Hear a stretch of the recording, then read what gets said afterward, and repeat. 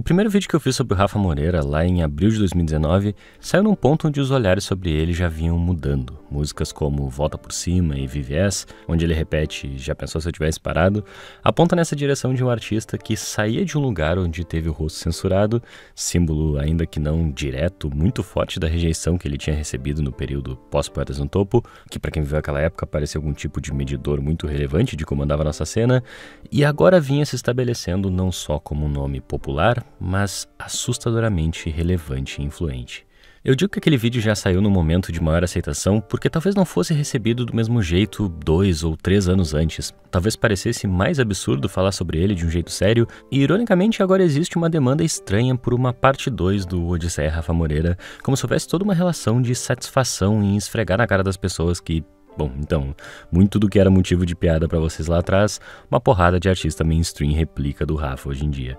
Só que eu não sei o quanto esse é o caminho. O Rafa Moreira sempre foi um cara muito direto sobre suas referências e nunca rejeitou essa parada do hip hop de existir a partir de uma certa reciclagem, uma reorganização de elementos descartados num contexto periférico.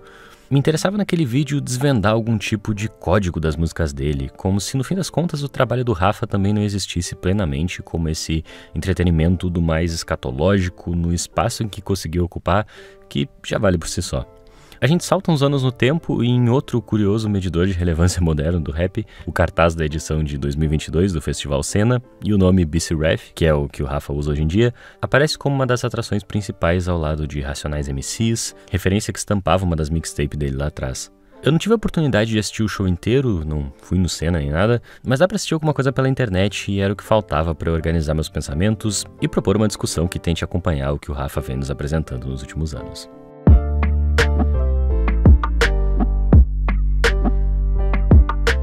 Acho que a nova afirmação bombástica da vez, típica do Rafa Moreira, é um bom ponto de partida. Já era, mano, Rafa Moreira, mano, vice Rap Bro, você tá sabendo, é o criador do trap brasileiro. Provocação que é impactante menos pelo absurdo, mas pelo quão aceitável ela soa hoje em dia. E muito antes de discutir qualquer tipo de pioneirismo, o interesse aqui é muito mais em pensar a posição que o Rafa Moreira sempre teve desde que as conversas sobre trap no Brasil eventualmente sustentariam uma demanda por um evento desse tamanho. E mais, o que de fato seria um trap brasileiro? Uma linguagem que soasse periférica, independente do quão importada, também produto de uma estrutura colonial existindo no terceiro mundo.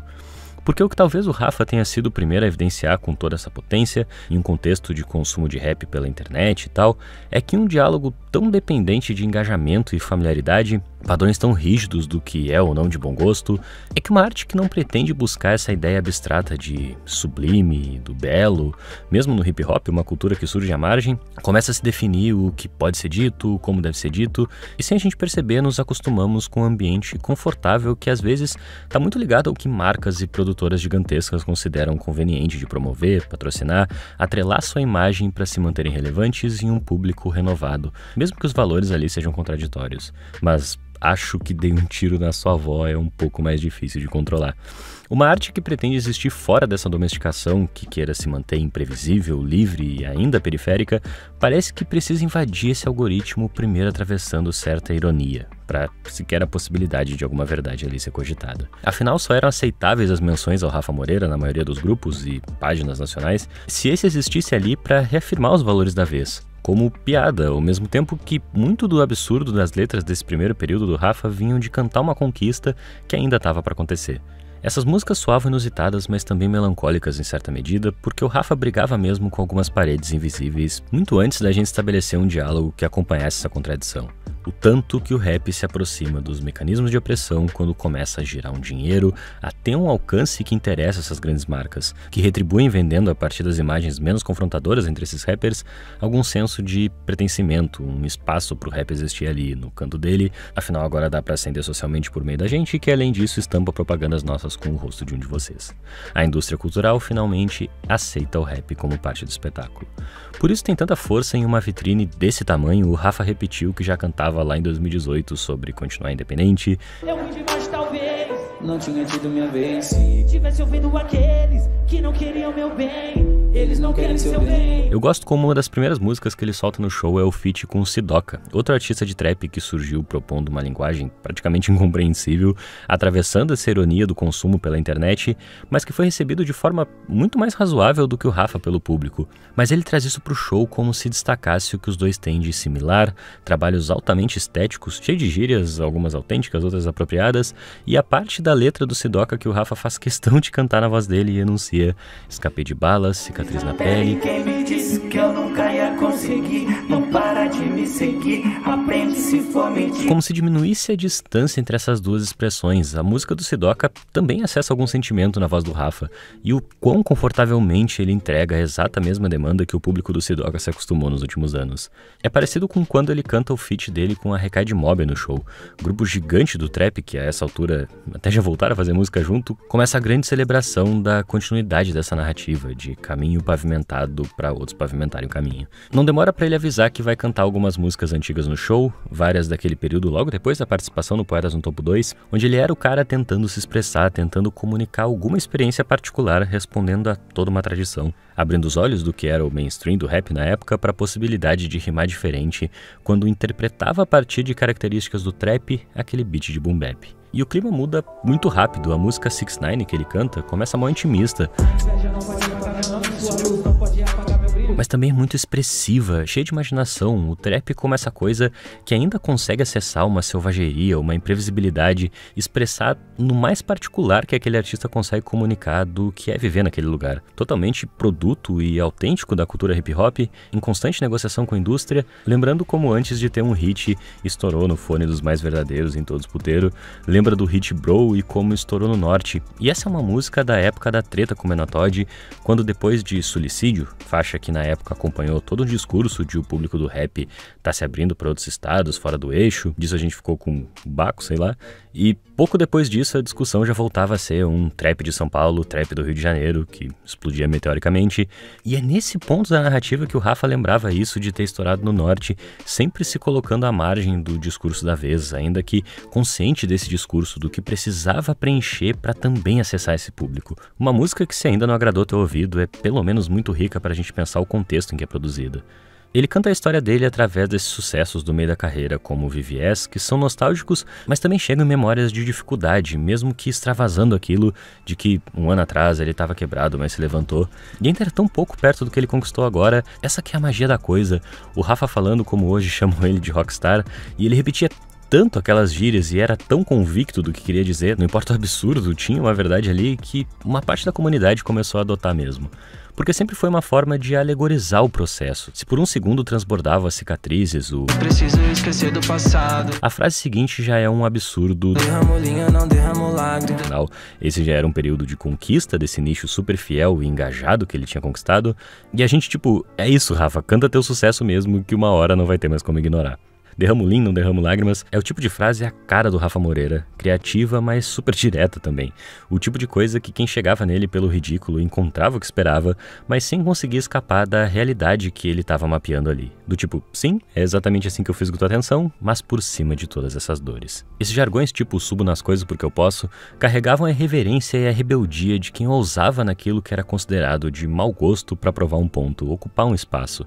Durante a faixa Lenda, ele não canta a parte do tu vai virar o Bob Esponja, vai ficar cheio de buraco. Tu vai virar o Bob Esponja, vai ficar cheio de buraco. Só pra mostrar que todo mundo que ouviu essa música lembra da maldita frase tu vai virar o Bob Esponja, vai ficar cheio de buraco. Frase que é dita primeiro na parte do Tivitim, de um exagero todo particular, mas que é óbvio que o Rafa adorou porque caricatura aquela realidade, o necessário pra causar alguma sensação dentro desse contexto de violência onde a música acontece, do mano preso, foragido, referência ao próprio Tivitim que participa da música e já falei sobre ele aqui no canal também. Aí de repente tu tá tendo que ouvir o Rafa Moreira abrindo o show do Triphead, dizendo que tu não canta ideologia. Porra, o quanto ele conseguiu se manter íntegro aos seus valores perto de tudo que tava rolando no rap. Numa música que também tem sua dramaticidade quando repete, nesse contexto todo de perda, que não quer ter fim, cheia de esperança também.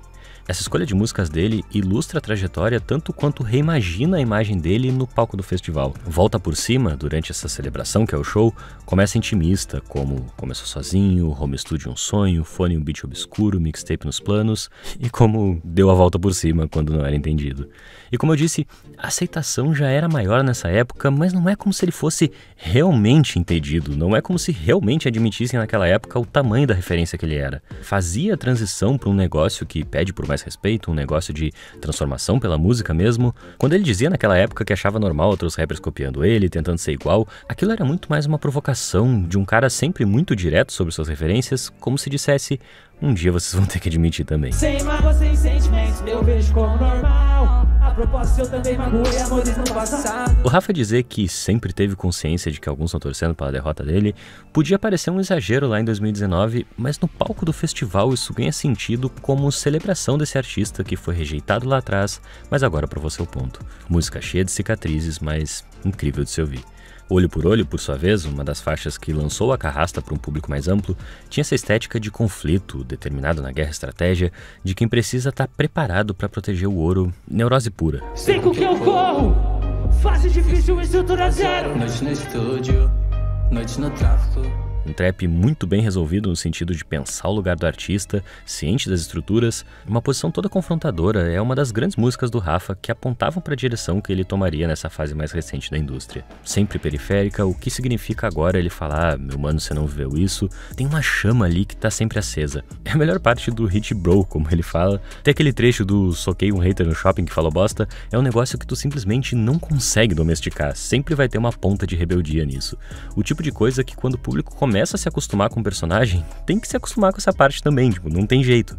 Aí ele lembra dessa porra, os fãs reais que ele tanto repetia, o primeiro MC a ter fãs reais no Brasil, e eu certamente era um deles, mas mesmo quem não era, lembra que o Rafa Moreira ficava repetindo esse negócio de fãs reais o tempo todo, então puta que pariu, o show tá incrível, então como que não vão gritar junto? A faixa seguinte é Tesla, já dessa fase recente do Rafa, que se ao mesmo tempo agora soa mais familiar a outras coisas que vem acontecendo no rap, no sentido de que já não parece um som estranho aos ouvidos de quem acompanha, mesmo que só a superfície da cena, são também músicas cheias de urgência, de tensão, se aproveitam dessa estética de crime para alegorizar uma vivência à margem, uma música para ocupar o espaço mesmo, sabe a proporção que tomou, mas chega invadindo aquilo, trazendo certa agressividade. É um pouco do que eu tentei conversar naquele vídeo sobre o rap dos novos bandidos do Santi aqui no canal. Podem trazer menos daquela inquietação do começo, mas certos valores não são negociáveis, como o Otávio costuma falar. Esse golpe que ele dá, é o nome da música seguinte, inclusive, toma forma em uma música que, mesmo em uma altura que deixou de ser majoritariamente consumida como piada na internet pra, sei lá, o Zeca Camargo falar sobre na maior empolgação do mundo, mas tu pega isso aqui, minha namorada mesmo comentou como não tem como tu separar um trecho bonitinho dessas músicas, um trecho higienizado pras grandes mídias. Qualquer corte que tu quiser passar no teu programa vai ter um. E ele se enquadra num meio mais bem visto, ou qualquer coisa assim, numa puta zoação com esses modelos de sucesso, se apropria de um discurso liberal para provocar as estruturas com seu empreendedor de sucesso, sou bicho. E tudo com muita ironia. Ele fala que tá num momento da carreira que não quer mais treta com ninguém, mas Fernando Clough vende muito mais camiseta do que a Pineapple. Posso dizer que um dos maiores eventos da cultura do hip hop nacional, com certeza. Você faz parte dessa história.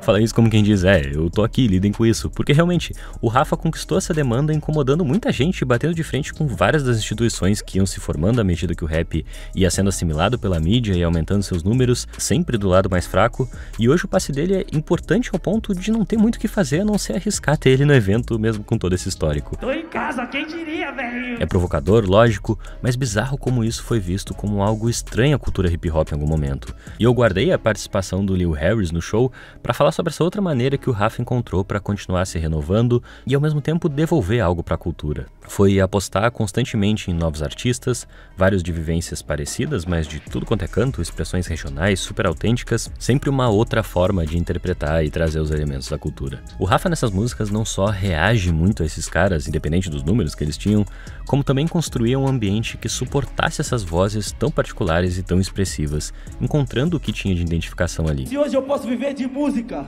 é por causa desse cara aqui, tá ligado? Diz o Chaudhry durante a participação dele no show. Acho que vale um compilado de alguns artistas que ele contribuiu depois da Odisseia Rafa Moreira parte 1, isso só no canal dele. Minha mãe já me dizia, todo preto tem um alvo, imagina na esquina, eu só vivo na esquina. JP, Thug Life, se são negros, Elite, Jordan até o Kid. Michael Miley, negro, Jordan, negro chique. Religiões, meus limes, some game, bali lotado, nights, never slap. Atravessa a ponte só fazendo isso de free, bro. Quando os inimigos invadiam me dando um tiro, nego, você tava na... Que dog é psicopata, brinquedo assassino com corte na cara. Deve ser por causa do corte do gelo de coco que eu joguei no ar, recebente de maçã. Partiu quintal de casa, coqueiro, nossa quebrada, aonde o baile estrala. Sou independente, bota a cara à frente, ainda tem quem fala que é sorte. Até porque, em algum ponto, o Rafa também já foi o cara maluco pra se expressar, que foi pensando em como ser cada vez mais estético com o tempo, que era mais uma questão de se fazer ouvido na indústria sem abrir mão daquela raiva genuína que transbordava desde os primeiros trabalhos, a necessidade de extravasar toda aquela violência. Quando ele canta que não vai perdoar ninguém porque é Natal, trabalho lá do comecinho, essa já era uma faixa cheia de ressentimento, enchendo de perigo e agressividade uma música com o nome Bem-vindo Natal. É acessando a raiva daquela época que ele canta essa no show agora, para várias das mesmas pessoas e espaços que rejeitaram ele no começo. Não vou perdoar ninguém porque é nada. Vou comprar uma Glock, foda-se, ó.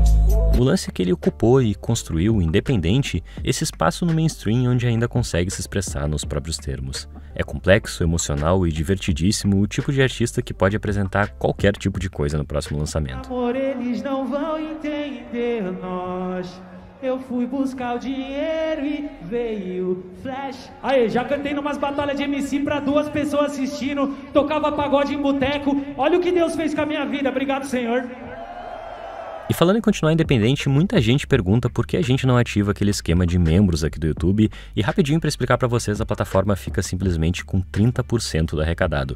Quando vocês doam R$10 pro canal que vocês curtem, o YouTube fica com 3%. Por isso, nossa campanha de financiamento rola via Apoia-se, onde a plataforma pega uma porcentagem bem mais aceitável de 13%, praticamente todo o dinheiro fica com a gente. Eu prefiro ganhar menos do que fazer essa sacanagem com vocês. O canal não existiria hoje em dia sem essa campanha, a gente não ganha praticamente nada do YouTube, então se tu quer ajudar a gente, cogita contribuir com 1, 5, 10, tem gente que já mandou tipo R$100 por lá. Rolam recompensas, conteúdo adicional e um monte de grupo exclusivo com a gente, que inclusive pediram bastante uma parte 2 do vídeo do Rafa por lá e eu levo muito pessoal em consideração. Voltando pro vídeo, é óbvio que é tudo parte da performance, mas uma performance em constante negociação com a indústria para se manter autêntica e ainda expressar a experiência do Rafa a partir dela, em espaços que são resistentes a esse discurso. Bro envelheceu como vinho em tempos de hits rimando 1, 2, 3, 4, feijão no prato. O primeiro hit brasileiro assumidamente uma grande caricatura de uma música chiclete, do que as pessoas imaginam ser o trap fora da sua complexidade.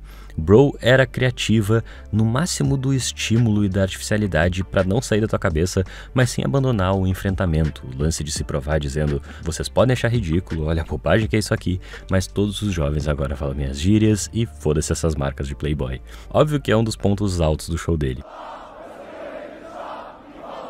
Uau! Double como Sprite Codem, todo mundo fala de mim, Rafa Moreira, amor! Mas outro dos pontos altos, e essa é uma faixa de bem menos vulto, mas ainda assim uma das de maior impacto da carreira dele, é Sozinho no Sukia. Faixa lançada sem clipe nem nada e antes do sucesso de Bro, completamente machucada pela repercussão do Poetas no Topo, onde acabou censurado depois. Uma coisa curiosa de Sozinho no Sukia é que é um feat com o Macalister, um cara que tinha participado do primeiro Poetas, o Rafa participa do 2, e também foi assimilado por meio de toda uma ironia. A letra era fabulesca e frases como "o reflexo virou matéria" eram recebidas como algum tipo de código incompreensível, ao mesmo tempo que nem de longe ele teve a mesma rejeição que o Rafa teve. Parecia mais respeitável pro grosso do público. O pessoal ria para lidar com aquilo, mas não achava exatamente ridículo. E a faixa provava a pouca distância que existia entre a expressão de um e de outro. Ambos os versos produtos de experiências diferentes, mas no mesmo tempo. No palco do Senna, o Rafa canta essa música como essa cicatriz gigantesca. Se era veículo para lidar com o que ele sentia naquela época, agora surge como registro vivo e expressivo da história. Uma música potente o suficiente para suportar esses diferentes sentimentos que podem ser projetados nela. Deus, eles entendem o Drake, esses jovens todos são fãs de Future, eles amam o Thug, mas desprezam o Rafa por causa do autotune que eles não conseguem reproduzir. Eu fiz por mim, pela minha família, pensando eu não sou que é sozinho como eu queria ser. Se existe alguma eternização pela música, se existe algum sublime, é por capturar esses momentos tão ordinários, tão particulares com tanta intensidade. E se existe algo como boa arte, isso aqui com certeza precisa ser levado em conta e não tem nenhuma ironia no que eu tô falando. E se tem uma coisa que eu me arrependo da Odisseia Rafa Moreira parte 1, é ter entrado nessa pira de provar que o Rafa era interessante, como se precisasse explicar a arte dele também, como se essas letras só produzissem sentido quando ultrapassado o ridículo da primeira olhada. A verdade é que basta contar a história dele, pensar a partir dessa subjetividade, a realidade e o ridículo incluso, e hoje me retrato pelo verso da música Print na Briga, anterior a tudo isso que eu falei, que eu acabei deixando de fora da primeira parte e tipo, uma decisão que eu tinha tomado conscientemente pela letra ser direta demais ou qualquer coisa assim. Não funcionava pra narrativa desvendando o Rafa Moreira. Acho que é o suficiente dessa vez. Se ele soubesse, eu tive depressão. Eu vi Deus na minha frente, ele falou comigo, não se mata. Eu vou te fazer credencial, mas fora dele, você não tá sozinho. Meu nome é Henrique e eu queria recomendar pra vocês meu último vídeo aqui do canal, que se ainda não apareceu, deve estar aparecendo aí na tela. O maior que eu já fiz e um roteiro que influenciou muito a construção desse aqui, onde também aborda essa contradição entre arte e indústria. Teve pouquíssimas views no lançamento, mas se tu curtiu esse aqui, recomendo demais dar uma olhada. Lembrando que o Rafa tem uma mixtape chamada K-Pop, então os assuntos têm bem mais a ver do que parece. Encontro vocês lá.